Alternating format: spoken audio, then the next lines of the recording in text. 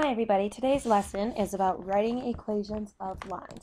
So there are two different forms that we use to write equations of lines. The first one is slope-intercept form, which is y equals mx plus b.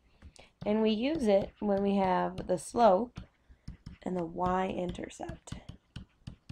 And that's really easy to remember because it's called slope-intercept form, so you need the slope and the intercept. And in the equation, the slope is m and the y-intercept is b. Point-slope form is a little bit different. We have y minus y1 equals m times the quantity x minus x1. In order to use point-slope form, we need a point and the slope, which again makes sense because it's called point-slope. The point in this equation is x1, y1. These are the ones that we're going to change, x1 and y1. X and y stay where they are because we need those to graph a line. And slope is always m. So rewrite the equation in slope-intercept form and identify the slope and y-intercept. So in order to put it in slope-intercept form, we'll notice that it says y equals. So I need this to also say y equals. So in order to solve for y, I need to subtract 5x from both sides. So negative 6y equals negative 5x plus 13. You'll notice I put that negative 5x in front of the 13 because that way it looks like y equals mx plus b. Then I need to divide both sides by negative 6. Remember, that means I need to divide everything by negative 6.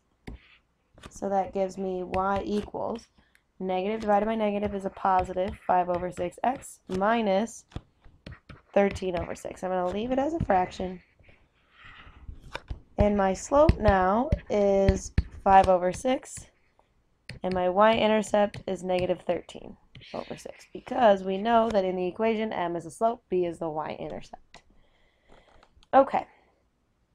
So then if I write the equation of a line in slope-intercept form, given the following information. This is just meaning the end needs to be in slope-intercept form. We don't necessarily have to use slope-intercept form, just that our final answer will be in slope-intercept form.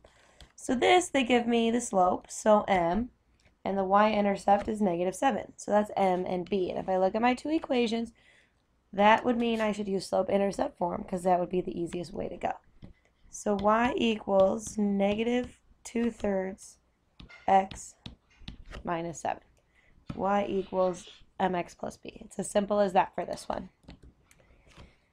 Now I have a slope of 1/4 and a point, which we'll call x1, y1, at 3, negative 2. So when I have a slope and a point, or a point and a slope, I'm going to use point-slope form. So my equation is y minus y1 equals m times x minus x1. And I'm going to plug in my information. So y minus negative 2 equals 1/4 times x minus 3. And I'm going to solve for y. So y plus 2 equals, I'm just going to distribute my 1/4. 1/4 x minus 3/4. You could use your calculator. And then I need to subtract 2 from both sides. So y equals 1/4 x. Remember, I can always use my calculator. So negative 3 divided by 4 minus 2. Always use parentheses with those fractions. I get 2.75, but that doesn't work for me. So math enter to give a fraction. Negative 11 over 4. Okay? So for this one, you can also use y equals mx plus b, but we can talk about this in class.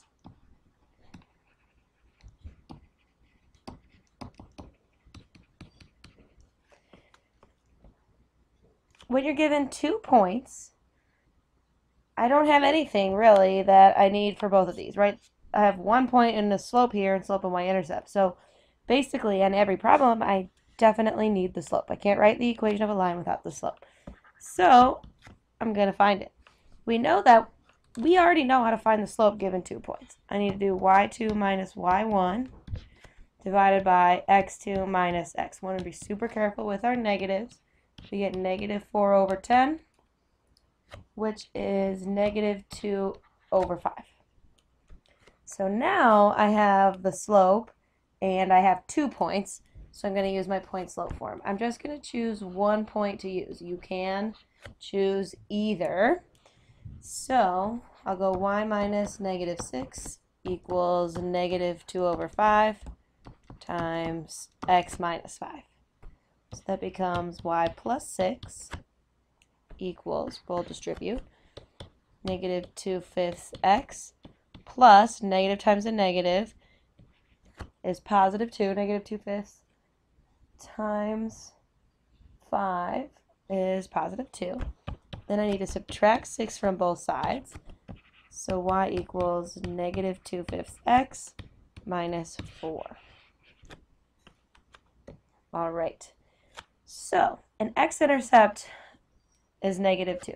We know that an x-intercept means that y equals 0. So I could write this as 0.20, which means I could write, this would mean x equals 0, so y-intercept 0, 6. So given those 2 points, I would like you to try the rest of this problem. If you need to rewind and rewatch a similar problem, please do so. Alrighty, let's move to our last topic, parallel lines and perpendicular lines. So parallel lines are lines that go in the same direction. And they go in the exact same direction because they have the same slope. Perpendicular lines intersect at that 90-degree angle. The reason they do that is because their slopes are opposite reciprocals. And if you remember what an opposite reciprocal, it means the opposite and the reciprocal at the same time. So if I give you the number 7, opposite is positive, so opposite means negative now. And it could be 7 over 1, right? You can make anything a fraction, putting it over 1. So it becomes 1 over 7. So the opposite reciprocal of 7 is negative 1/7. Similar, if you had negative 3 over 2, its opposite reciprocal would be positive 2 over 3. So we need to look at our equations to figure out if they're parallel or perpendicular. Now this first one, it's hard to tell. This is y equals mx plus b, but this really isn't. So what I can do is I can divide 8 by 2 and 1x by 2. So 8 divided by 2 is 4, and then 1x divided by 2 is 1/2 x. Remember that the slope is always with the x, along with the sign in front. So both slopes here are the same. So that means these lines are parallel.